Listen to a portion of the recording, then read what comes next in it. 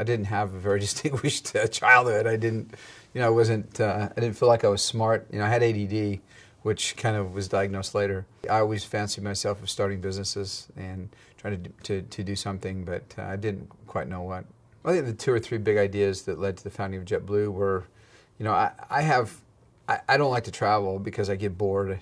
You can only read so much and you're just really fidgety. And so I wanted to put something in the seat back pocket to make it so different. Nothing's changed in air travel in 50 years. And so at the time, the finding this company that had the technology to put a live television in the seat back where you could watch, 36 channels or 70 channels of live television was really the big thing. Just overall treating people better, treating them like they're customers instead of an annoyance. I think that was, the old bringing humanity back to air travel. That's what we came up with.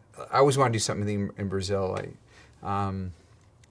I wanted to go make a difference in Brazil. I was there as a missionary. I felt like people deserved, better in certain aspects, and so I saw an air travel market where tickets were overpriced, almost twice as much as what we had in the United States. Oddly enough, none of the airlines down there were purchasing Brazilian-made airplanes, which was the perfect airplane for the type of mission that Brazil needed, oddly enough.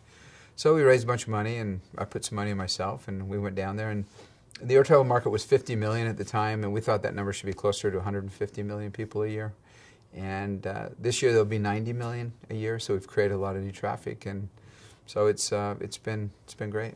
An online service like Forte, to go online and be a senior executive and to listen to your peers and listen to their challenges and listen to their successes and listening to their failures and things that they've learned along the way, I think would be tremendously valuable for everyone, because we're all confronting a changing world that is dynamic, and we have to adapt quickly. So the quicker you can learn from others and also innovate on yourself, then the better off you'll be. Okay, let's see advice. Well, first of all, surround yourself with great people and take great care of them. Give them a piece of the action, make them involved in the business. Create a business where people feel that there's a cause, and there's really just I talk to college campuses all the time, and I talk about companies that give me 5 companies that you love, that it doesn't matter what the price is, you buy from them, you're so loyal to them.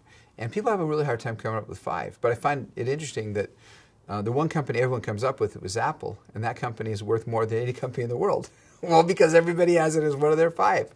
So create a company where you find a need, you find you can do it better than everybody else, go out and execute to it. It's easy to kind of draw it out on paper, but every day you have to be out there, you have to be on the front lines, you have to take care of your customers, you have to make it a special company. And so it can be done. Just stay focused and find something that's your passion and go for it.